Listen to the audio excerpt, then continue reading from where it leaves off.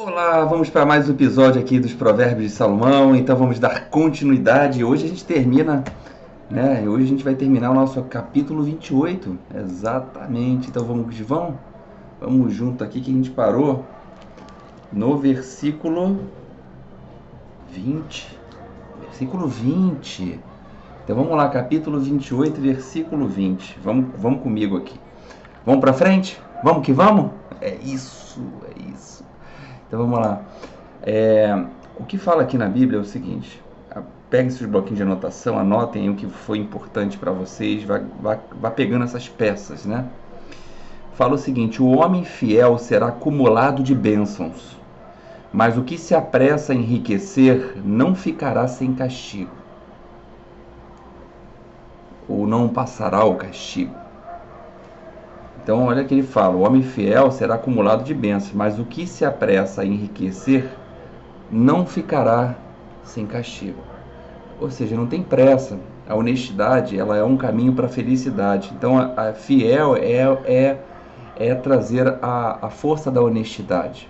É um caminho para a felicidade. Então, a pessoa que tem pressa em enriquecer, tem pressa em coisas particulares e coisas próprias, acaba se perdendo, talvez pela ganância, talvez pela cobiça, talvez por várias situações. Então, há coisas muito mais importantes, a gente sabe, do que dinheiro, né? Como, por exemplo, cita aí, bota assim, coisas mais importantes do que o dinheiro não pode comprar, né? Alguns podem até falar que pode comprar, mas depois vai ver que é um caminho sem volta. Mas, exemplos, um bom nome. Tem coisas que valem mais do que dinheiro. O bom nome, a sua integridade, a tua paz de espírito, a sua harmonia familiar e a sua salvação. Então, ter pressa é às vezes a gente colocar nossos valores em cima de outras coisas. E ser honesto é o caminho para a prosperidade. A gente sabe que a gente não leva nada desse mundo. Então, assim, gente, não é o problema não é o dinheiro. O dinheiro é importante, a gente precisa dessa matéria para viver na matéria. Mas eu não falo assim, é sua felicidade ser isso. Entendeu? Existem outras coisas que vão te trazer muito mais felicidade. E o dinheiro é um complemento de tudo isso. O problema não é a riqueza, mas a riqueza sem integridade. Então, não é o acúmulo de bens, é como você tem esses bens de forma honesta, de forma justa. Isso é você deixar para a posteridade seu legado. Pensa nisso. Então, 21. Fazer acepção de pessoas não é bom. Ou seja, parcialidade, né? Acepção de pessoas. Contudo, até por um bocado de pão o homem transgredirá. Caramba, hein? Isso aqui é a corrupção e prevaricação. O favorecimento, né, de alguém, isso é parcialidade, você não ser... Quem julga tem que ser imparcial. Quando a parcialidade ela sobe nos tribunais, a gente vê o justo sendo preso e o transgressor, o ímpio, sendo solto. Então isso é um atentado à justiça divina e à justiça aos nossos olhares, daqueles que procuram o caminho dos justos. Então isso a gente vê muito bem, é porque a corrupção, você vê, contudo, até por um bocado de pão o homem transgredirá. Começa assim, um pouquinho aqui, um pouquinho ali, daqui a pouco a corrupção ela procede. Uma tendência muito forte no coração do humano. Mesmo pessoas que procuram, que têm posições de honra, às vezes são inclinadas a prevaricar. Então, O que fala é assim, esse versículo ele fala estritamente da corrupção, da prevaricação, a corrupção da alma, de você se vender por uma migalha. Versículo 22. Então, ó, antes disso, cara, não se venda por migalha nenhuma, você não merece isso. Não se venda por um desejo descontrolado, por alguma coisa que o ego te empurre para fazer, por uma falta de controle ou uma falta... Ouve a voz da consciência dentro de você.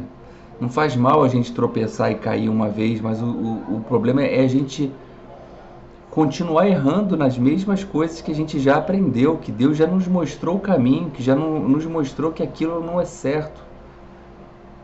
Então tome cuidado para isso não corromper sua alma e você achar certo no errado.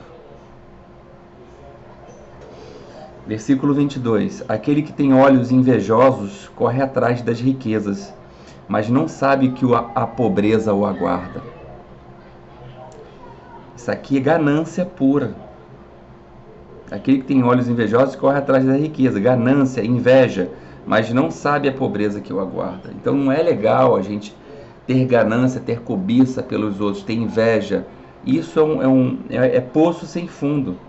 Olha o que ele fala, a pobreza o aguarda. Você desejar a riqueza do outro, desejar a abundância que o outro tem, você vai colher escassez. Lute.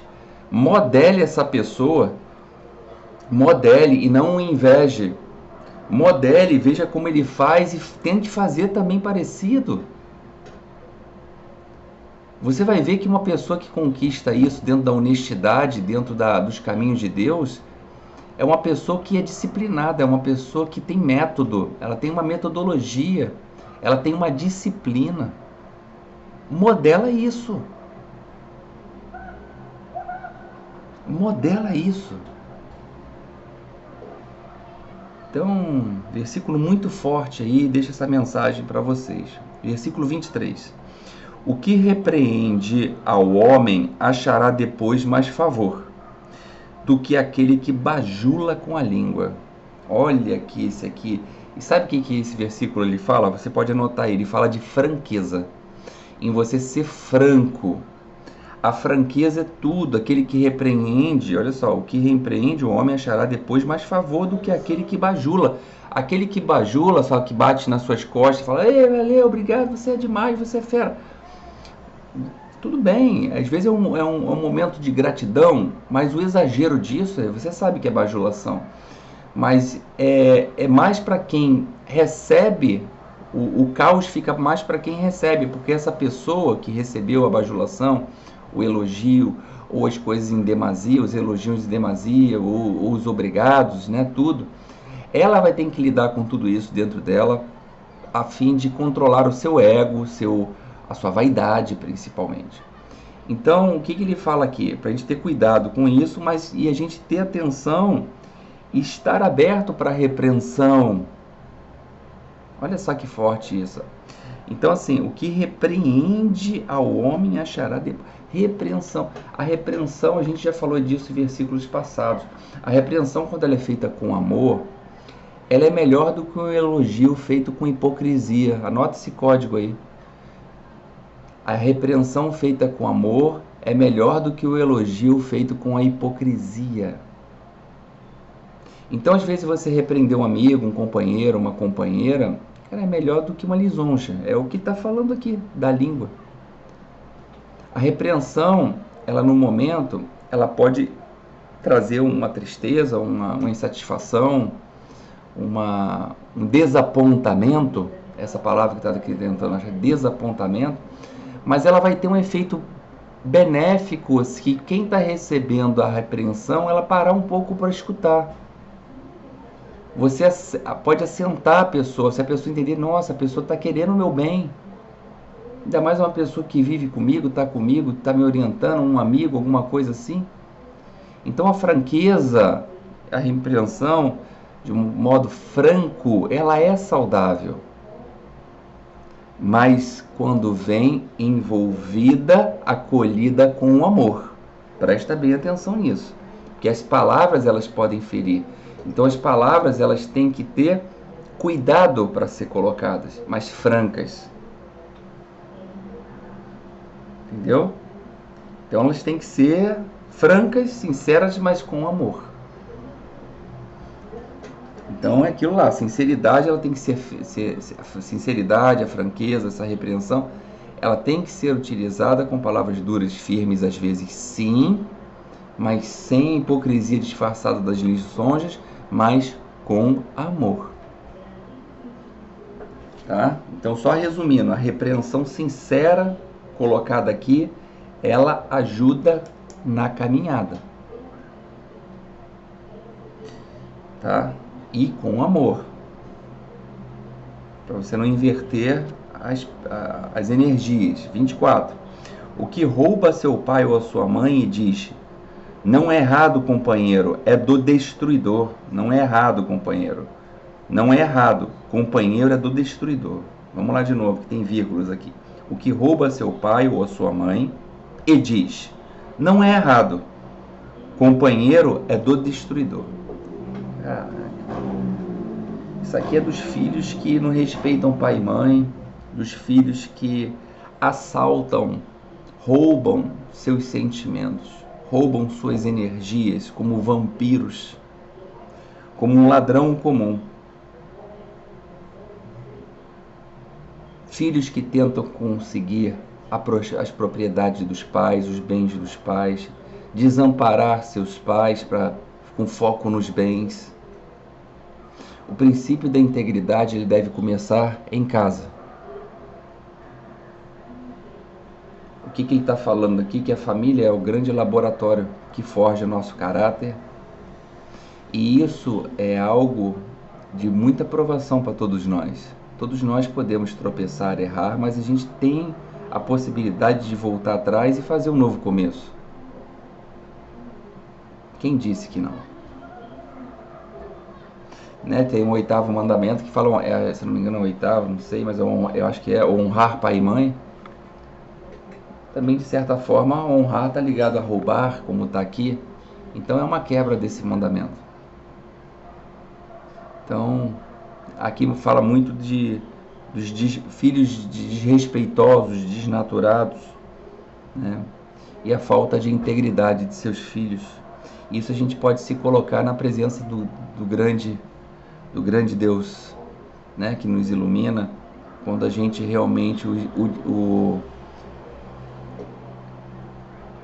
comete nossos desatinos, né, que de alguma forma a gente rouba a sua confiança,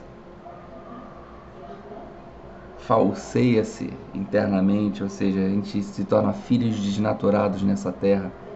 Mas é aquilo que eu falei, todos nós temos direito de um recomeço, quando a gente realmente ouve a voz da disciplina, ouve a voz de Deus dentro de nós. Se permita isso. Versículo 25. O cobiçoso levanta contendas, mas o que confia no Senhor prosperará. Olha de novo, ele está falando de cobiça aqui, né? Então confia no Senhor, não cobiças, né? Porque quem cobiça, quem inveja, quem tem ganância é um encrenqueiro, é uma pessoa que quer arrumar confusão, uma pessoa que não só é para os outros, mas mais para ela. Então, e ele fala de contendas para comprovar aqui que ele vem para trazer contendas. O cobiçoso levanta contendas. Ele destila as palavras de desavenças e de discórdias justamente pela cobiça a qual ele é levado, pela inveja a qual ele é levado. Trabalha com inteligência, com olho nas coisas dos outros, cobiçando aquilo que não é seu. Então o que ele fala? Confia no Senhor, confia na sua força, confia nele. Quem confia em Deus não vende a sua consciência para nada, porque a tua consciência está em Deus. Pensa nisso. Versículo 26. O que confia no seu próprio coração é insensato, mas o que anda sabiamente será livre. Aqui ele está falando do coração insensato, do coração não confiável, do coração não ensinável, para aquele que prefere e que deseja caminhar sabiamente, esse é livre. Então muitas vezes o nosso coração está corrompido, ele nos engana devido à nossa não querência em mudar nossas perspectivas de vida, não querer melhorar, não buscar o conhecimento, não buscar o entendimento. Então muitas vezes estaremos com o coração corrompido. Então o que ele está falando aqui? Não confia no seu coração. O que confia no seu coração é insensato. Porque se seu coração estiver corrompido e você confia nele, você vai cometer insensatez. Então, confiar em si mesmo, consequentemente, é um caminho muito escorregadio quando ainda você não se conhece completamente. Então, por outro lado, o que ele pede aqui? Para que você ande com a sabedoria.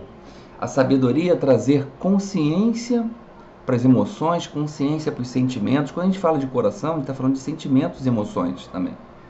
Então, o que ele está falando aqui, tirando literalmente a questão do coração, vamos botar assim: se a gente não andar sabiamente, se a gente não procurar nos conhecer, se a gente não procurar situações tipo assim, um psicoterapeuta, um terapeuta, um guru, um mestre, um pastor, um padre, qualquer um, dependendo da sua religião, e não buscar conhecimento, talvez numa filosofia, numa doutrina, numa literatura, para quê? Para que você abasteça, se conheça emocionalmente, sentimentalmente, para que você não seja prepotente em falar assim: não preciso de nada não, eu me conheço e eu vou ser sempre assim e ninguém vai me mudar, eu vou ser assim, sempre assim, ponto final. Isso é praticamente você ter um coração não confiável, um coração não ensinável.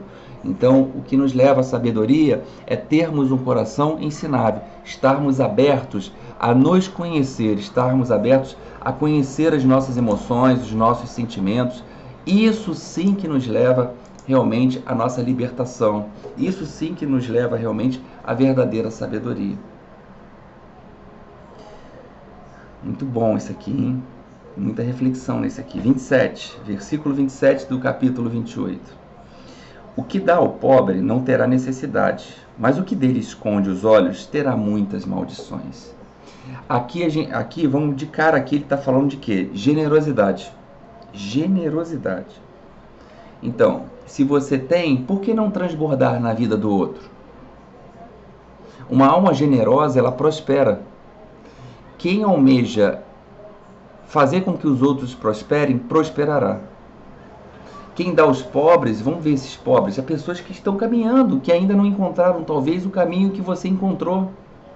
Vamos tirar a parte literal do pobre, de rico, mas assim, pessoas que ainda não encontraram a riqueza de detalhes de um conhecimento que você já encontrou, mas não encontrou ainda. Você pode dar a mão e ajudar essas pessoas, não precisa esconder isso das pessoas, porque o esconder os olhos terá muitas maldições. Morrerá com conhecimento, não transbordará na vida de ninguém, não ajudará ninguém a poder prosperar ou a levar esse legado, ou então a transformar essa informação, aprimorar essa informação, levar ela para um outro estágio, aprimorar. Entenderam? Então esse é o grande fundamento desse provérbio aqui. Tudo, não podemos esconder o que a gente tem. Se aquilo pode transbordar na vida de muitos, que mal tem a gente fazer com que outros também tenham felicidade nisso? Versículo 28, para finalizar. Quando os ímpios sobem ao poder, os homens se escondem, mas quando eles perecem, os justos se multiplicam. Aqui está falando daquelas governanças, daquela situação de quando os insensatos, os ímpios, os tiranos, eles sobem ao poder sobre o jugo do sangue inocente. Quando governantes truculentos assumem o poder, oprimem o povo à mão de ferro, através do medo, através das mortes. E aí o que acontece? Quando eles perecem, quando eles caem, se multiplicam os governantes que vão botar ordem no caos. Então, os governadores, os governos opressores, eles só trazem alívio ao povo quando eles perdem o poder, quando eles são desmascarados, são extraídos da função. E é nesse momento que os justos se multiplicam. É nesse momento que a paz se estabelece na terra. Então, finalizamos o nosso capítulo 28 com muita luz, com muito conhecimento. Nossa, muito bom esse capítulo 28 também, né? Então vamos lá, vamos fazer a nossa oração, que a gente sempre termina os nossos provérbios com uma oração. Então vamos lá, vamos fechar nossos olhos, elevar o nosso pensamento ao nosso Criador. Respira profundamente aí na sua casa, aí onde você está, e solta o ar devagar. É um momento íntimo, é um momento de você com Deus. Senhor, meu Deus, que me ilumina nesse dia santo, nesse dia sagrado. Nesse instante, rogo graças a Ti, porque o Senhor é bom e sempre nos ouve e sempre está conosco nos momentos mais difíceis, nos fazendo aprender, nos fazendo levantar, nos fazendo pensar, nos fazendo raciocinar. Gratidão, Senhor, por mais essa oportunidade de viver essa vida dentro dos seus princípios, dentro da sua verdade, dentro da sua luz. Sabemos que somos falhos, sabemos que a todo momento a nossa integridade está em jogo e a todo momento caminhos tortuosos e ilusórios nos chamam a atenção, tentando nos tirar do seu legado que o Senhor Deus deu para nós. Mas eu peço que me atente para isso, que me guarde dentro da sua proteção, como um escudo de proteção, me protegendo de todas essas situações mais, afastando de mim todo perigo e maldade. Eu me comprometo a ouvir a sua voz, ter ouvidos para ouvir a sua lei no meu coração. Eu permito nesse instante, e eu falo agora, eu tenho um coração ensinável. Eu tenho um coração ensinável. Eu me abro para a sua verdade, para poder receber seus ensinamentos, seu caminho, para que eu possa triunfar no caminho dos justos e ter a grande alegria que está sendo esperada e que tanto almejo para mim.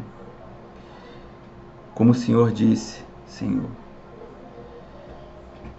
e diz nessas palavras lindas dos provérbios: abra meus olhos, me perdoe minhas transgressões, me permita que a cobiça e a inveja se afaste de mim para bem longe.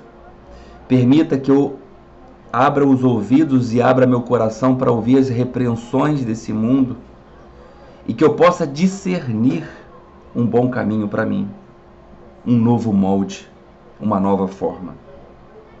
A Ti rendemos graças e peço a sua bênção nesse dia de hoje. Me abençoe, abençoe minha família, me abençoe meu trabalho, me abençoe minha jornada.